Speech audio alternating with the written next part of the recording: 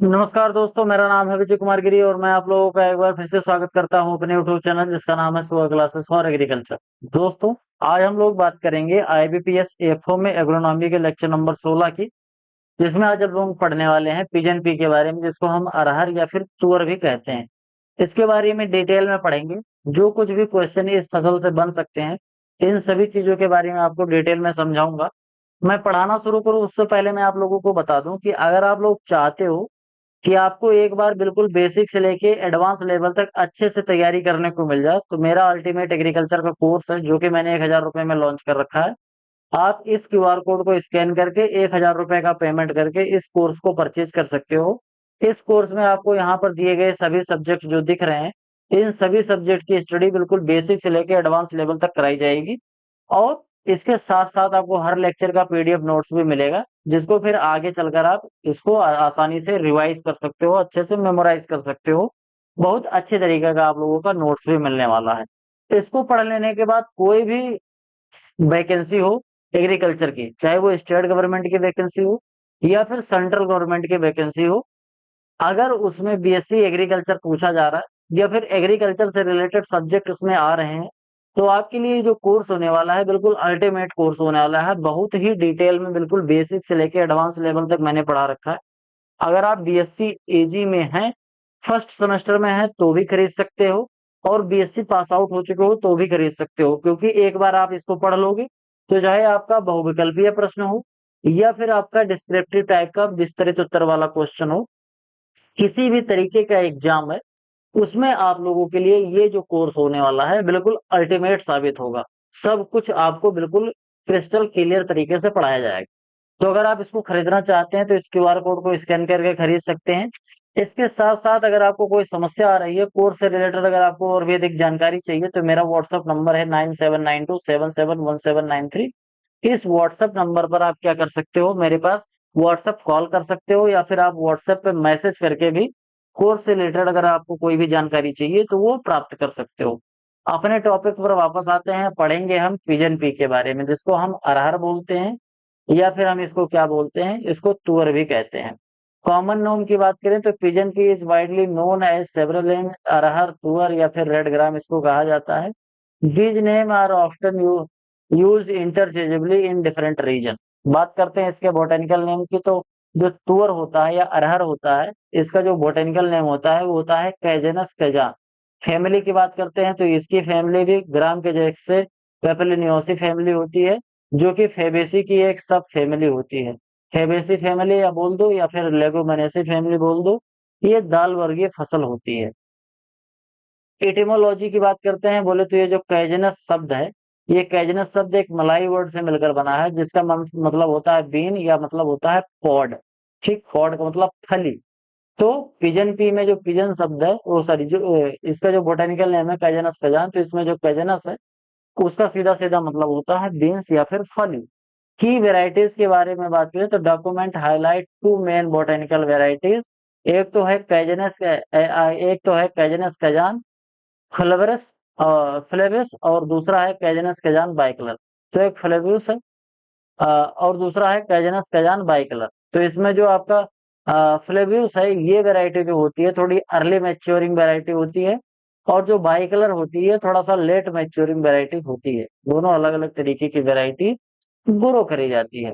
Agronomic significance और pollination की बात करें तो इसको मिनी फर्टिलाइजर क्रॉप बोलते हैं, क्योंकि इसके अंदर जो रूट नोड्यूल्स पाए जाते हैं, जिसकी वजह से एटमॉस्फेयर के जो नाइट्रोजन होते हैं, ये इसके रूट नोड्यूल के माध्यम से सॉइल में आके स्थिरीकरण हो जाता है। बोले तो सिम्बायोटिक एसोसिएशन होने लगता है। इसके अंदर का जो राइजोबियम बैक्टीरिया पाया जाता है, ये एटमॉस्फेयर के नाइट्रोजन को मिट्टी में मिलाता है, जो कि आने वाली अगली फसल के लिए नाइट्रोजन की सप्लाई करता है। तो इसकी वजह से जो सॉइल फर्टिलिटी है वो इम्प्रूव होती है, और हमारी जो नाइट्रोजन की डिमांड है, सिंथेटिक फर्टिलाइजर को जो डिमांड है अगले फसल में देने के लिए, उसकी भी कमी आती है। सीधा सीधा इसको मिनी फर्टिलाइजर बोलते हैं। इसको लगा दोगे तो आपको अगली जो फसल बोओगे, अगली फसल जो आप लगा रहे हो, उस फसल में आपको नाइट्रोजन कम देना पड़ेगा। सीधा सीधा यही कह रहा है। पॉलिनेशन मैकेनिज्म की बात करें तो ये एक ऑफन क्रॉस पॉलिनेटेड क्रॉप है। कहने का मतलब ये है कि बेसिकली ये है तो एक क्रॉस पॉलिनेटेड क्रॉप, लेकिन इसमें कई बार थोड़ा थोड़ा पॉलिनेशन भी हो जाता है। The average cross pollination account for about 20% of the total pollination, यानी कि क्रॉस पॉलिनेशन इसमें 20% होता है और 80% इसमें सेल्फ पॉलिनेशन होता है, यानी कि सेल्फ पॉलिनेशन और क्रॉस पॉलिनेशन दोनों होता है, जिसको हम बोलते हैं often cross pollinated crop. Despite production numerous flower only about 10% flower, this flower successfully set pod, कुछ इसकी फैक्टर ऑफ यील्ड डिटर्मिनेशन। ध्यान से समझना, इसमें ढेर सारे पौधे में इसमें जो फूल होते हैं वो बहुत ढेर सारे लगते हैं, लेकिन अगर मान लो कि हमारे पिजन पी का पौधा है, उसमें 100 फूल लग रहे हैं, तो 100 फूल में केवल 10 फूल जो हमारे होंगे उसे में आपको फली देखने को मिलती है, और इन्हीं फली से प्रोडक्शन होता है। तो जितना नंबर ऑफ फली बनेगी, 100 में से अगर 20 फली बन गई, तो यानी कि 100 फूल में से 20 फली बन गई, तो हमारा प्रोडक्शन सीधे सीधे बढ़ेगा।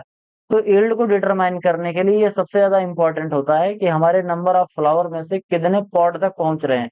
इसमें क्या होता है, फ्लावर ड्रॉप हो जाता है, फ्लावर में डिजीज लग जाती है, किसी न किसी तरीके से हमारे जो फ्लावर होते हैं वो डैमेज हो जाते हैं, कई बार उसमें पॉलिनेशन भी नहीं हो पाता, इस वजह से डैमेज हो जाते हैं। तो इन सभी जब बाधाओं को पार कर लेता है, तो बाधाओं को पार करते करते केवल 10% ऐसे फ्लावर बनते हैं जिनमें आगे चलकर पॉलिनेशन और सॉरी जिसमें पॉड बन पाते हैं। यील्ड और क्लाइमेटिक रिक्वायरमेंट की बात करें तो इसका जो यील्ड पोटेंशियल है लगभग 2000 से 1200 से लेकर 1500 किलोग्राम, यानी कि लगभग 12 से 15 कुंटल पर हेक्टेयर इसमें आपका प्रोडक्शन देखने को मिलता है, अगर इसको हम अच्छे तरीके से वाटर मैनेजमेंट कर दें। क्योंकि वाटर लॉगिंग की जो कंडीशन होती है ये हमारी अरहर की फसल रजिस्ट नहीं कर पाती, वाटर लॉगिंग की कंडीशन अगर आएगी तो ये सूख जाती है। और क्लाइमेट की प्रेफरेंस की बात करें तो इसको सब ट्रॉपिकल क्लाइमेट रीजन में ग्रो किया जा सकता है, जहां पर ड्रेनेज की फैसिलिटी अच्छी हो और जहां पर बरसात कम होती है वहां पर इसको ग्रो किया जा सकता है। टेम्परेचर की बात करें तो रेनी सीजन यानी जुलाई से लेकर अक्टूबर तक अगर 26 से लेकर 30 डिग्री सेंटीग्रेड टेम्परेचर है तो इसके लिए अच्छा माना जाता है। वहीं अगर रेनी सीजन में बात करें बोले तो नवंबर से लेकर मार्च तक, पोस्ट रेनी सीजन के बारे में बात करें नवंबर से लेकर मार्च तक, तो यहाँ पर 17 से 22 डिग्री सेंटीग्रेड टेम्परेचर जो होता है तो काफी अच्छा होता है। हमारे जो अरहर की फसल है ये फ्रॉस्ट के प्रति काफी ज्यादा ससेप्टेबल होती है, तो फ्रॉस्ट की कंडीशन इसमें काफी ज्यादा नुकसान पहुंचाती है। रेनी सीजन में बात करें तो require daily global solar radiation 400 से लेकर 430 कैलोरी पर सेंटीमीटर स्क्वायर पर डे इसको चाहिए। कहने का मतलब इसकी जो पत्तियां होती हैं, इस पत्ती पर अगर 1 सेंटीमीटर स्क्वायर की पत्ती है, एक दिन में इस इतनी पत्ती पर लगभग 400 से लेकर 430 कैलोरी 400 से लेकर 430 कैलोरी अगर सोलर रेडिएशन आ रही है तो इसके लिए बढ़िया है। फिर पोस्ट रेनी सीजन में अगर 380 से लेकर 400 कैलोरी आ रही है पर सेंटीमीटर स्क्वायर पर दिन में, तो ये काफी अच्छा होता है, इससे बहुत अच्छे तरीके से ग्रोथ कर लेता है।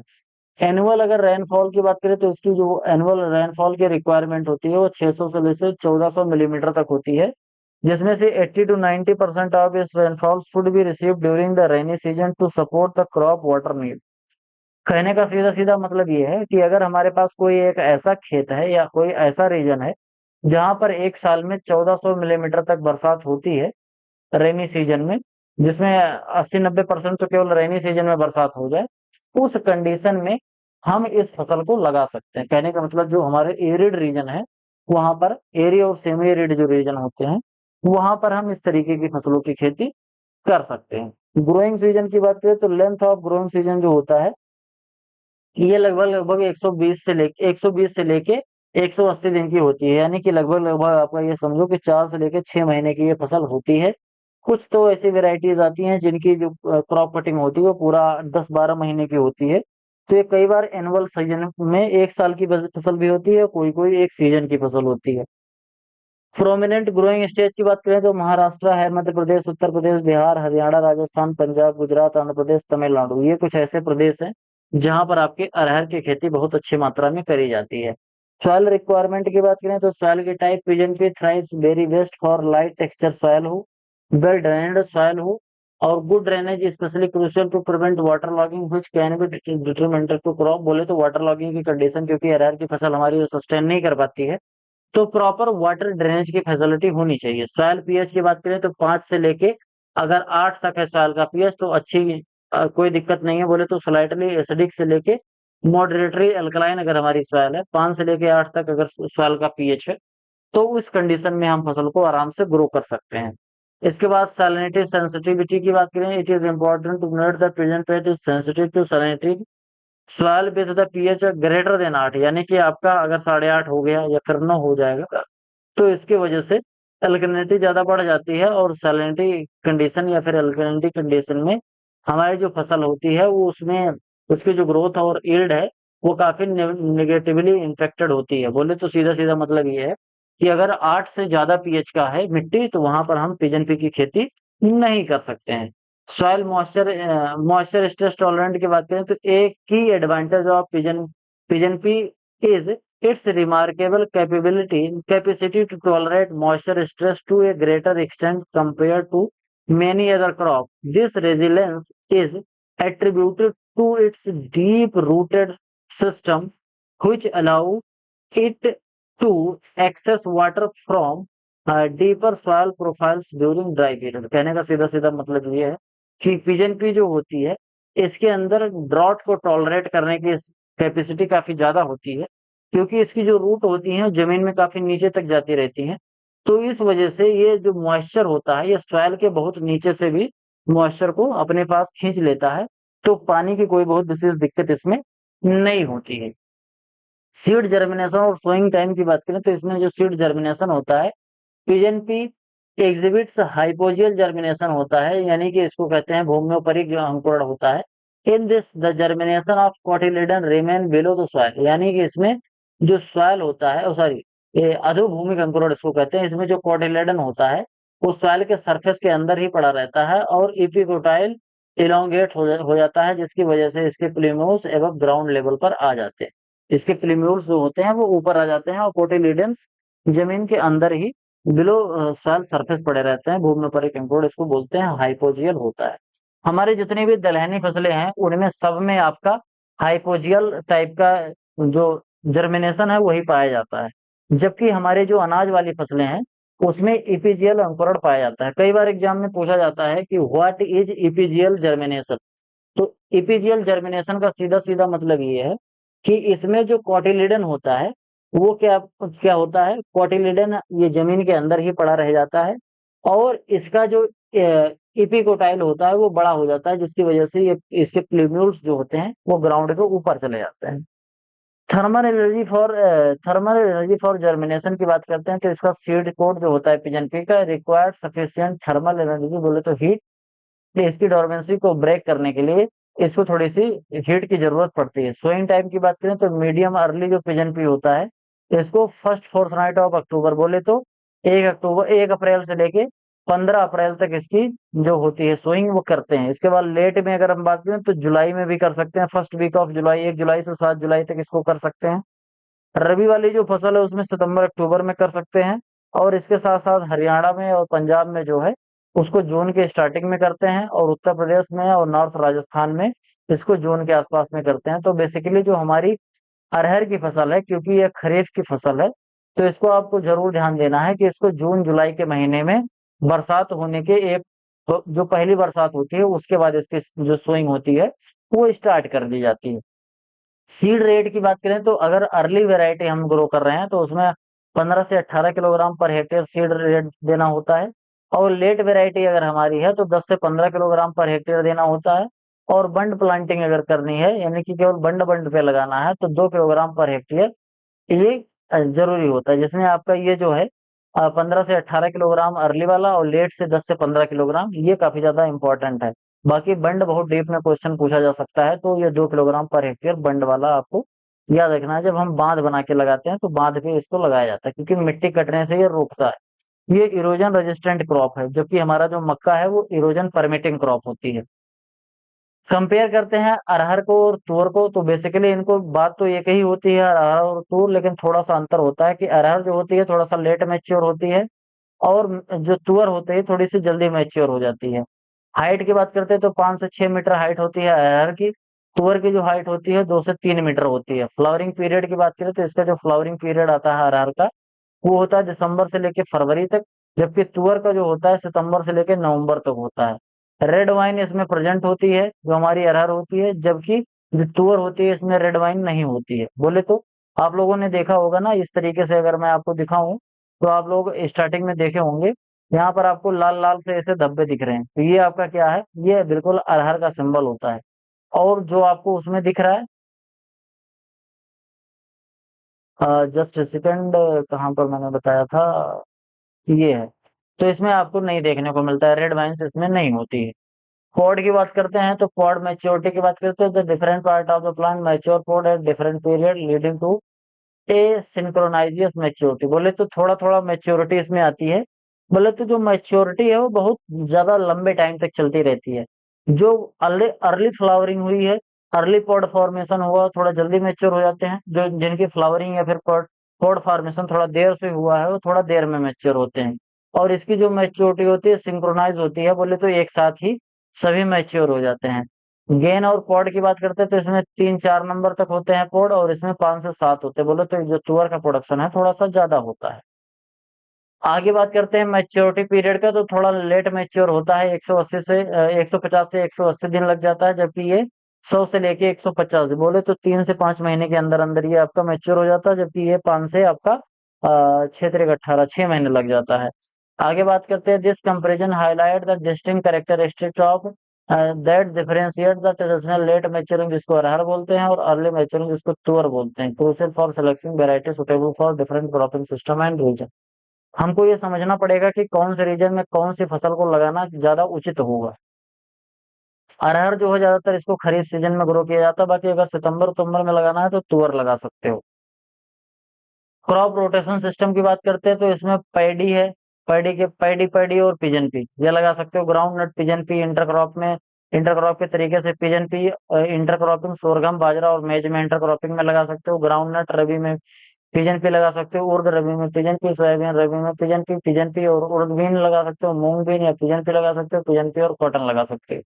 इस तरीके से आप इसकी जो प्लांटिंग है वो कर सकते हो। इस तरीके का जो क्रॉपिंग सिस्टम है ये काफी अच्छा माना जाता है, क्योंकि इसकी वजह से जो सॉइल की फर्टिलिटी है, पिजन पी की जब हम खेती करते हैं, अरहर की अपने खेत में खेती करते हैं, तो इससे जो हमारा खेत है उसकी फर्टिलिटी बढ़ती है, प्रोडक्टिविटी बढ़ती है।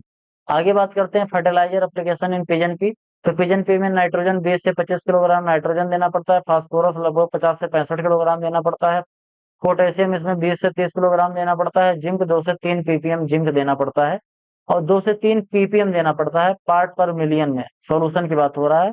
और correlation of zinc deficiency, 5 kilogram zinc sulphate अगर हम डाल देते हैं 2.5 किलोग्राम लाइम के साथ मिला के, तो इससे जो जिंक की डिफिशियंसी है वो हमारी घट जाती है। कैल्शियम की बात करें तो 0.25% लाइम का एप्लीकेशन कर सकते हैं, जिससे कि सॉइल के पीएच को हम थोड़ा सा मेंटेन कर पाए। तो कुल मिला के बात ये है कि इसमें जितना भी हम फास्फोरस जो सॉरी इसमें जितना भी न्यूट्रिएंट हम देते हैं, ये सभी न्यूट्रिएंट हमको at the time of sowing देना पड़ता है। क्योंकि उसके बाद फास्फोरस और पोटास तो हमेशा बेसल डोज के रूप में देते हैं, बाकी कोई माइक्रो न्यूट्रिएंट है तो उसको भी बेसल डोज के रूप में देते हैं। बाकी टॉप ड्रेसिंग में नाइट्रोजन देते हैं, लेकिन हमारी जो दलहनी फसल होती है उसमें नाइट्रोजन को भी हम टॉप ड्रेसिंग के रूप में देना अवॉइड करते हैं, स्टार्टर के रूप में हम देते हैं। बोले तो बेसल डोज के रूप में जब हम इसकी बुआई कर रहे होते हैं उसी समय हमको दे देना चाहिए। उसके बाद 1 महीने के आसपास में इसमें रूट नोड्यूल बन जाते हैं, तो इसमें हमें नाइट्रोजन देने की कोई जरूरत नहीं पड़ती है। इसकी वेराइटीज के बारे में बात करते हैं तो एक्स्ट्रा शॉर्ट ड्यूरेशन की वेराइटी जो होती है वो उपास 120 है, जो बहुत ही अर्लीस्ट वेराइटी होती है, बहुत इंपॉर्टेंट वेराइटी है, और इसको कई बार एग्जाम में पूछा गया है। तो उपास 120 है, पंत A3 है, प्रभात है, ICPL 87 है, प्रगति बहुत इंपॉर्टेंट वेराइटी है। इसके साथ साथ पूसा अगेती है, HY2 है, पूसा 84 है, और इसके साथ साथ मुक्ता वैरायटी है, बहार वैरायटी है, और ग्वालियर 3 वैरायटी है। ये कुछ जो मैंने आपका टिक लगाया है, ये कुछ ऐसी वैरायटी हैं जो कि एक्स्ट्रा शॉर्ट ड्यूरेशन की है, कुछ शॉर्ट ड्यूरेशन की है, कुछ मीडियम ड्यूरेशन की, कुछ लेट ड्यूरेशन की वैरायटीज हैं, तो इनको आप याद कर सकते हो।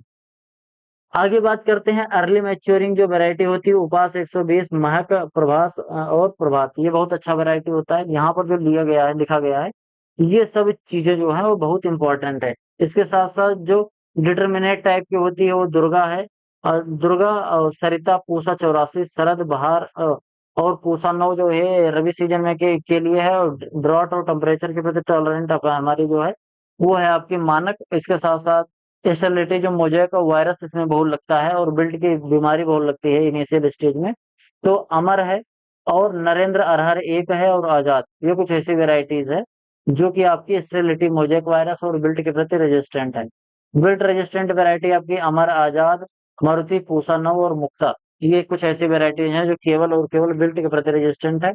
स्टेरिलिटी मोजेक के प्रति आपकी जो बहार है, ये बहार जो है ये स्टेरिलिटी मोजेक के प्रति रेजिस्टेंट वेराइटी है। पॉड बोरर जो कि एक बहुत ही इंपॉर्टेंट इंसेक्ट होता है, इसकी वजह से अरहर में बहुत नुकसान होता है, तो इसके प्रति रेजिस्टेंट जो होता है आशा है, ICP 332 है, ICP 1903 है, और ICPL जो है 84,660। ये कुछ ऐसी वेराइटीज हैं जिसमें पॉड बोरर नहीं लगता, जिसको हम फली बेधक कीट बोलते हैं। नोबेल वेराइटी और वीड कंटेंट की बात करें, वीड कंट्रोल की, तो अर्ली वेराइटी जैसे उपास 120 है, इसमें शॉर्ट ड्यूरेशन का होता है, इसलिए इसमें वीड कंट्रोल करना बहुत इंपॉर्टेंट होता है।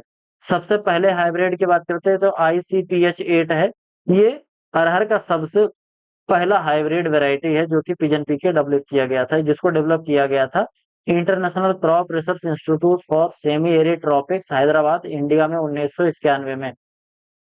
इससे रिलेटेड क्वेश्चन बार बार पूछा जाता है कि एक तो उपास 120 और एक ICPH8, ये दो वैरायटी जो है ये आपकी अरहर की बहुत ही इंपॉर्टेंट वैरायटी है, तो इसको आप जरूर याद कर लेना। इसके साथ साथ इसमें वीड कंट्रोल की बात करें तो प्री इमरजेंस हर्बिसाइड और post emergence herbicide. Pre emergence में आप एलाक्लोर, पेंडिमेथिलिन डाल सकते हो, और आपका पोस्ट इमरजेंस में वेसालन, जिसको फ्लू फ्लू फ्लू क्लोरालिन, ये मैं शब्द बोल नहीं पाता, तो कई लोग बोलते हैं सर जी आपको अंग्रेजी नहीं आती है, ये शब्द बोल नहीं पाता मैं। वेसालिन मैं इसको बोल दे रहा हूँ, फ्लू क्लोरालिन ये बोला जाता है इसको। तो ये पोस्ट इमरजेंस हर्बिसाइड होता है, तो एक प्री इमरजेंस हर्बिसाइड है और एक पोस्ट इमरजेंस हर्बिसाइड है। इससे हम अपनी फसलों में जो लगने वाले खरपतवार हैं उनको रोक सकते हैं। की प्रोडक्शन मैट्रिक्स और नेचुरल वैल्यू की बात करते हैं तो इसका जो प्रोपोर्शन सीड प्लॉट होता है, इसमें 50 से 60% पॉड होता है, पॉड के अंदर इतना पाया जाता है आपका सीड, जो कि सीधा सीधा बात ऐसे समझो कि हमारा इकोनॉमिक यील्ड होता है। कहने का मतलब अगर हम 100 किलोग्राम फली तोड़ते हैं तो उसमें हमको केवल 50 से 60 किलोग्राम ही हमको केवल पिजन पी के दाने मिलेंगे। हार्वेस्टिंग इंडेक्स की बात करते हैं तो इसका हार्वेस्टिंग इंडेक्स बहुत कम होता है, 0.19 होता है। कहने का मतलब इसमें बायोलॉजिकल यील्ड बहुत ज्यादा होती है जबकि इकोनॉमिकल यील्ड बहुत कम होती है। 1 किलोग्राम हमको बायोलॉजिकल यील्ड निकलेगा तो 0.19 किलोग्राम, केवल इतना ही हमको क्या मिलेगा बोले तो अगर आपको 1 किलोग्राम 1 किलोग्राम आपको मिल रहा है बायोलॉजिकल यील्ड, तो इकोनॉमिकल यील्ड आपको 0.19 किलोग्राम मिलेगा।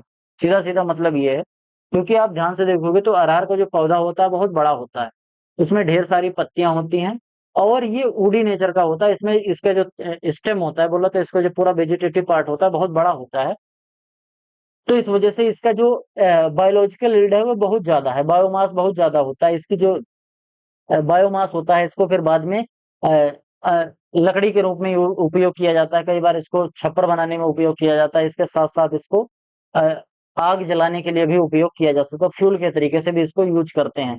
बाकी इकोनॉमिकल यील्ड जो हमारी है वो बहुत कम होती है, इसमें सीधा सीधा बात ये है। प्रोटीन कंटेंट की बात करें तो अरहर के अंदर जो हमारा होता है वो लगभग लगभग 25% के आसपास इसके अंदर प्रोटीन पाई जाती है। तो आज की वीडियो में केवल इतना ही। आई होप आपको वीडियो पसंद आया होगा, पसंद आया हो तो वीडियो को लाइक करिए, चैनल पर पहली बार आए हैं तो सब्सक्राइब करिए, सब्सक्राइब नहीं किया हो तो जरूर सब्सक्राइब कर लीजिए।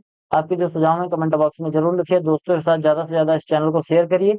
यहाँ पर आपको एक वीडियो दिख रही होगी, इस वीडियो को देखकर आप हमारा जो अल्टीमेट एग्रीकल्चर का कोर्स है 1,000 रुपए वाला, इसको खरीद के एक बार आप अच्छे से तैयारी कर सकते हैं। अगर आप चाहते हो कि बिल्कुल बेसिक से लेकर एडवांस लेवल तक आप अच्छे से तैयारी कर लो हर एग्जाम के लिए, चाहे IBPS AFO के लिए ही क्यों ना आप तैयारी कर रहे हो, तो आपके लिए ये कोर्स बिल्कुल अल्टीमेट होने वाला है। इसको खरीदने के बाद, पढ़ने के बाद आपको कहीं और से कुछ भी पढ़ने की जरूरत नहीं पड़ेगी।